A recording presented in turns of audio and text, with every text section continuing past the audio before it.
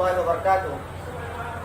हज़रात गिरामी, इससे पहले एक वीडियो मैंने बनाकर शेयर किया था जो इसका मौजू था कि ज़ेवरात पर ज़कात है या नहीं है, जिसके अंदर से हमारे बड़े भाई मोहम्मद आकिल साहब जद्दा से उन्होंने दो फॉल्ट उसके अंदर निकाला था और मैं अपने लिए खुशकिस्मती समझता हूँ उस बात को।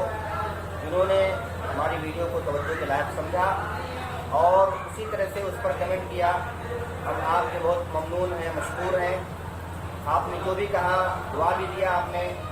और ये कि पहले की वीडियो में जो है जब आप मुझे नहीं जानते थे, तारुफ नहीं हुआ था, तो ऐसा लग रहा था कि आप शायद जो है उसमें जो है आपका लहजा जो है थोड़ा सा क्रिटिसाइज़ का या तंज का था, लेकिन फिर भी मुझे जो है कोई अल्हम्दुलिल्लाह कोई जो है गिला और शिकवा नहीं है।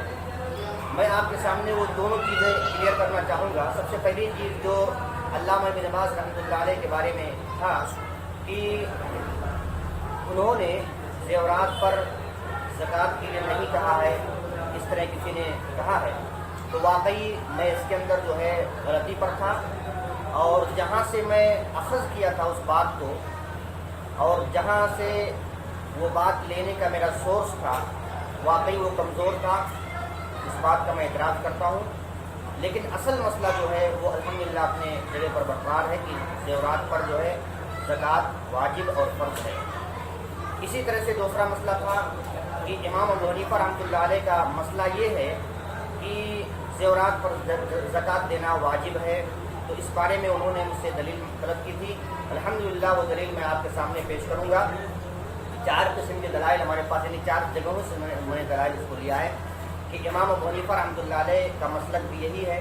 लिहाजा उन्होंने कहा था कि इसके अंदर मुझे बताएं, वीडियो बताएं, या इसी तरह से उन्हें मुनासिब समझा कि आपके सामने वीडियो बनाया जाए और उसको शेयर किया जाए।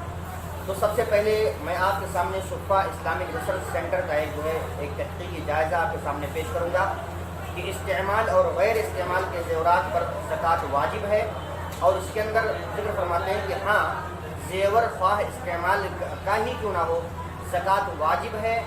यही इमाम अबू हनीफा का मसलक है रहमतुल्लाह अलैह। ये आपके सामने मैं सबसे पहली जो चीज़ है वो आपके सामने पेश करूँगा। इंशाअल्लाह आप जो है देखे होंगे। नाज़रीन किराम, इसके बाद में जो दूसरा मसला जो एक देवबंदी आलिम का जो है एक छोटी सी किताब या किताबचा बोलिए ज़कात के मुख्तसर मसाइल के अंदर जो है मैं इंशाअल्लाह उसके अंदर से भी आपको दिखाने की कोशिश करूँगा, जो है मेरे सामने मौजूद है। वो ये है कि इन्होंने फरमाया, यहाँ पे फरमाते हैं कि इमाम अबू हनीफा रहमतुल्लाह अलैह के नज़दीक ज़ेवरात पर बहरहाल ज़कात वाजिब है। ज़्यादा ना पढ़ते हुए मैं इंशाअल्लाह आपको यही दिखाऊंगा, शायद क्लियर ना हो पाए, लेकिन यह कि ज़कात के मुख्तसर मसाइल भी आप इस किताब के अंदर से इसको देख सकते हैं। और ये मसला आपके सामने जो है मैं बीच वाली उंगली आपके सामने रखता हूँ। 2 चीज़ हो गई। और तीसरी चीज़ जो सबसे अहम है और उसके बाद भी एक बहुत ही अहम चीज़ आ रही है, ये किताब हमारे पास मौजूद है, उसकी स्क्रीनशॉट जो मैंने निकलवाया है। ये किताब अल्लामा ज़ैलई हनफी रहमतुल्लाह अलैह की किताब है, जो जिसका नाम है तबयीनुल हक़ाइक़ शरह कंज़ुद दक़ाइक़, जो तकरीबन 700 या 800 साल पुरानी ये किताब है। आपके सामने उसको मैं जिक्र करने की कोशिश करूँगा।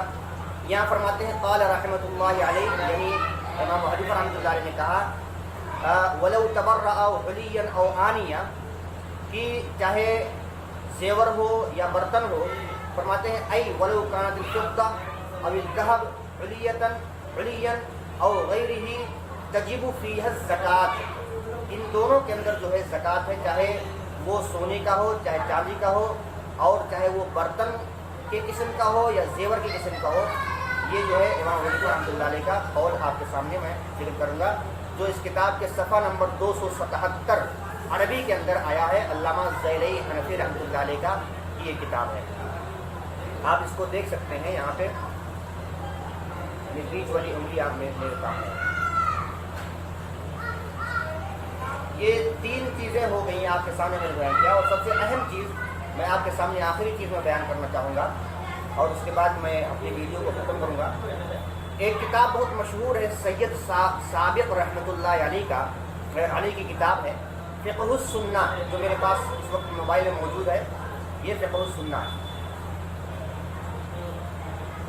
فقہ السنہ کے جلد نمبر 1 صفحہ نمبر 343 کے اندر یہ چیز ذکر ہے، میں آپ کے سامنے بیان کروں کہ یہاں پر صاف طور سے وہ کہتے ہیں کہ امام ابو حنیفہ رحمۃ اللہ علیہ اور امام ابن حزم رحمۃ اللہ علیہ نصاب تک اگر پہنچ گیا ہو تو اس میں زکوٰۃ کے وجوب کے قائل ہیں، یعنی سونے چاندی کے زیورات کے بارے میں اختلاف آ رہا ہے، لیکن امام ابو حنیفہ رحمۃ اللہ علیہ اور امام ابن حزم رحمۃ اللہ علیہ اگر وہ نصاب میں پہنچتا ہے تو اس کے اندر زکوٰۃ کے وجوب کے قائل ہے۔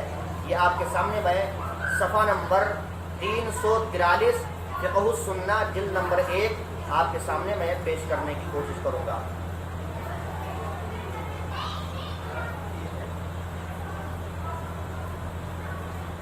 بارک اللہ لکم، اللہ تبارک و تعالیٰ آپ کو برکت دے، اور اللہ تبارک و تعالیٰ آپ کو خوش رکھے کہ آپ نے میری ویڈیو کو جو ہے شرف قبولیت سے نوازا، اور اس کے اندر جو ہے جو بھی تنقید یا جو بھی اصلاحی پہلو آپ نے نکالا ہے، میں آپ کے لیے بے حد ممنون اور مشکور ہوں اور شکر گزار ہوں۔ جزاکم اللہ خیراً و برًا، اللہ تبارک و تعالیٰ آپ کو بہتر رکھے، اچھا رکھے، اور اسی طرح سے امید ہے کہ آپ جو ہے اپنی شفقت کے ہاتھ کو ہمارے اوپر رکھے رہیں گے، اور انشاءاللہ آئندہ بھی اپنی جو ہے ہم کو توجہ کا جو ہے مرکز بنائیں گے انشاءاللہ تبارک و تعالیٰ۔